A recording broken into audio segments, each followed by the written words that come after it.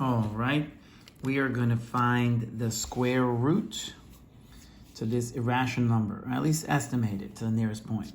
And we're going to use our nifty formula over here.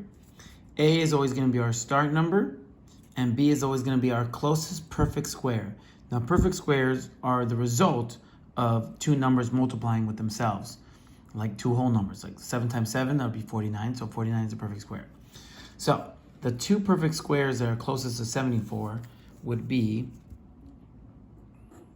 64 and 81.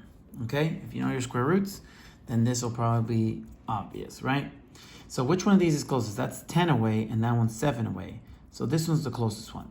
So in this situation, this will be A, and this will be B. So now we have 74 plus 81 divided by 2, it's always 2, times the square root of B, so the square root of this, which would be 9. So it would be 155 divided by 18, and that will give us our answer. So 155 divided by 18, and that's going to be 8, so 64. That's going to give us 14, and that's going to give us 11, 0. So how many 18s go into 110? So 5 would be 90, so 6, so let's add the decimal point in the 0. That's where we got that 0. Add decimal point up here. So it would be, I would say 6. So let's check. 6 times 8 is 48. Oh, 8 here and 4. 6 times 1 is 6. That would be 10. 108. That would leave me 2. So that was right. 8.6 is our answer. Now let's check here. The square root of 12. Okay, so what are the closest pairs here? What are our closest pairs? Let me see. 3 times 3 is 9. 4 times 4 is 16. That goes over. So 16. And then I need the one before, which would be 9. Now, let's see.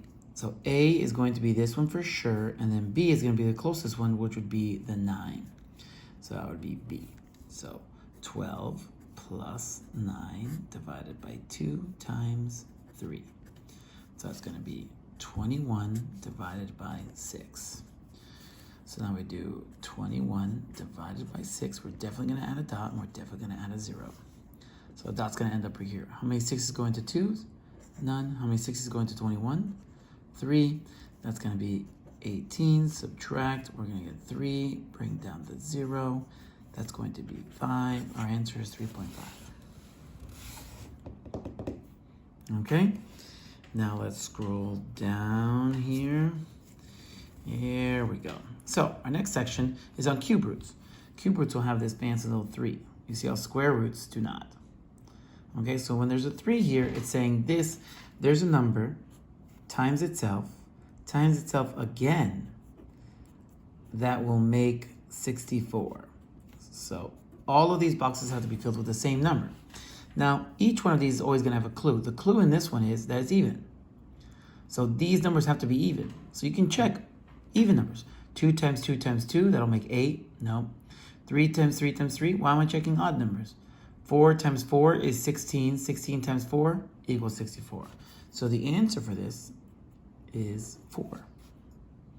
This is a square root. It's actually just looking for two numbers. One number times itself gives you 100. And this one would be 10.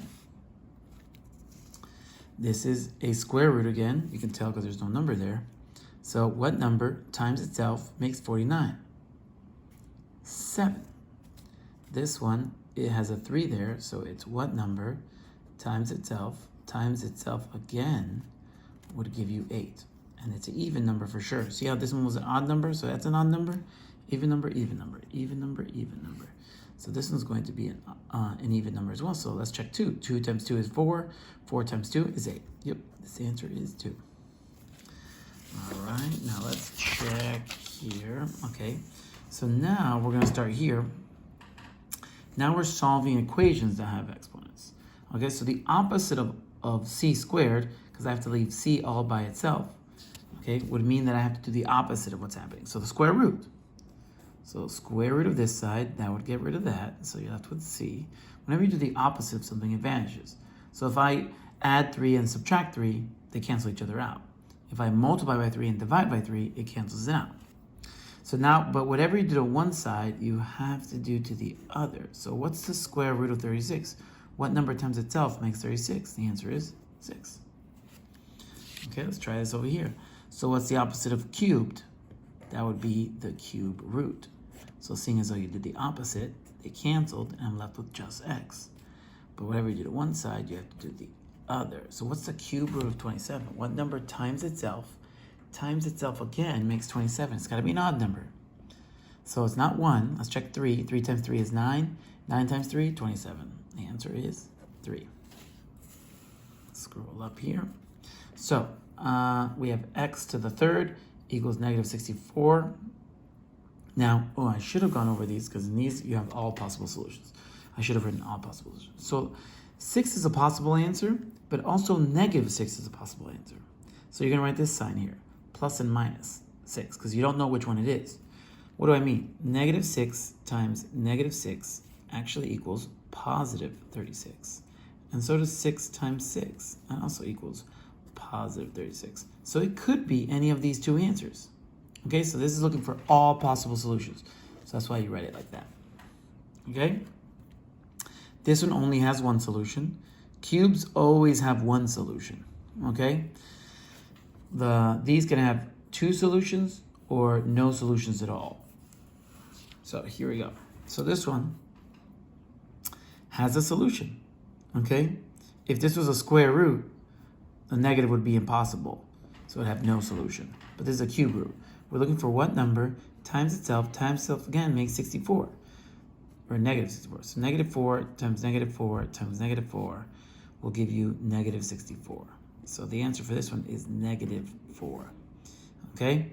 If this is a negative, that'll be a negative. With the cube roots. With a square root, so if I said like, what's the square root of negative 4? You'd say no solution. Has no solution. But cube roots do. Okay?